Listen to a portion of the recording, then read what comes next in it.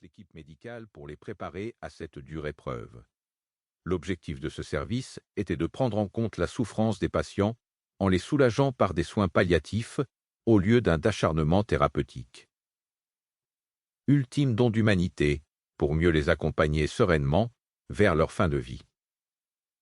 Tout était prévu dans cet établissement.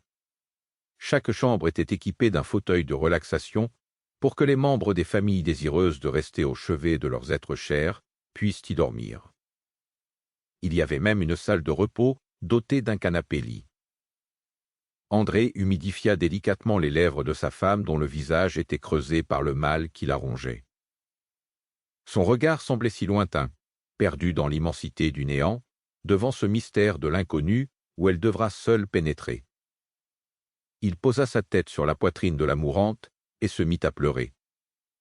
Ses pensées s'envolèrent alors vers son unique fille, qui avait hérité de son caractère indépendant et volcanique. Ils ne pouvaient pas se rencontrer sans que leur discussion dégénère, au point de se séparer fâchés, au grand désarroi de Louise. Et cela durait depuis qu'Hélène avait décidé de quitter la maison familiale à l'âge de 19 ans pour vivre sa propre vie.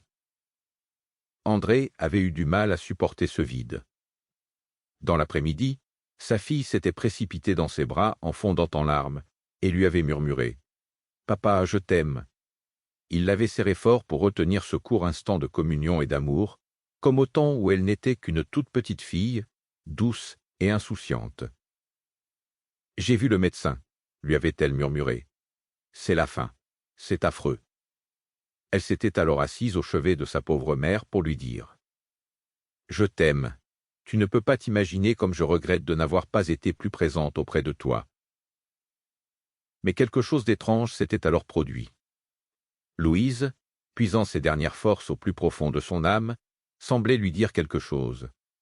Hélène s'était approchée pour lui humidifier les lèvres. Mais ce n'était pas cela que lui demandait sa mère. Elle s'était manifestée par une légère pression de sa main dans celle de sa fille. Hélène avait compris à cet instant qu'elle voulait lui dire quelque chose. « Pardonne à ton père. »« Que veux-tu dire, maman ? Lui pardonner quoi ?» Puis, ce fut le silence total. Quand Hélène quitta la chambre, elle se réfugia dans le salon d'attente destiné aux familles. Elle ne pouvait contenir sa peine et retenir ses larmes. André l'avait suivie pour la réconforter. « Respire profondément, ma chérie. »« Papa, j'ai mal. Je ne veux pas qu'elle parte. Je n'ai pas été souvent près de vous, et à présent, j'ai tant de choses à lui dire. »« Chut, tais-toi. Ne te culpabilise pas.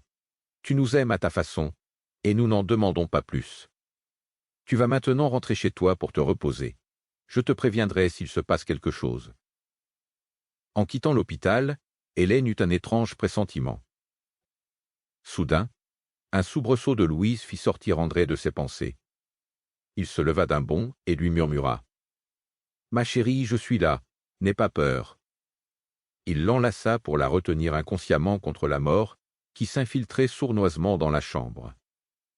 Il savait que la lutte deviendrait vite inégale. La maladie avait déjà humilié et dégradé le corps de celle qu'il avait tant aimée, et à présent, l'ombre maléfique se tenait là immobile, impatiente d'ouvrir la porte à cette âme pour l'élever dans l'immortalité. Un spasme le fit sursauter, sa Louise venait de le quitter pour un autre monde. Une profonde angoisse l'empêchait de respirer. Surpris par un dernier spasme qui n'était qu'une contraction pathologique, il bondit en arrière. Perdu dans son désespoir, il la prit une dernière fois dans ses bras et lui murmura « Je t'aime, mon amour. » Quelques minutes plus tard, le médecin de garde nota sur son calepin l'heure exacte du décès. Il était 6h24 du matin. André sortit dans le couloir, prit son téléphone et appela sa fille Hélène. Il n'eut pas besoin de prononcer un seul mot. Elle lui répondit, des sanglots dans la voix. « J'arrive. » 2. Un an plus tard.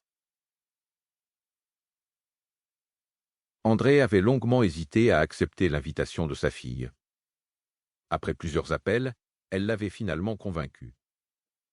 Planté devant son dressing, Il choisit un costume. Pour continuer à écouter ce livre audio gratuitement, cliquez sur le lien dans la description et vous pourrez l'écouter en entier sans frais grâce à l'essai de 30 jours d'Audible.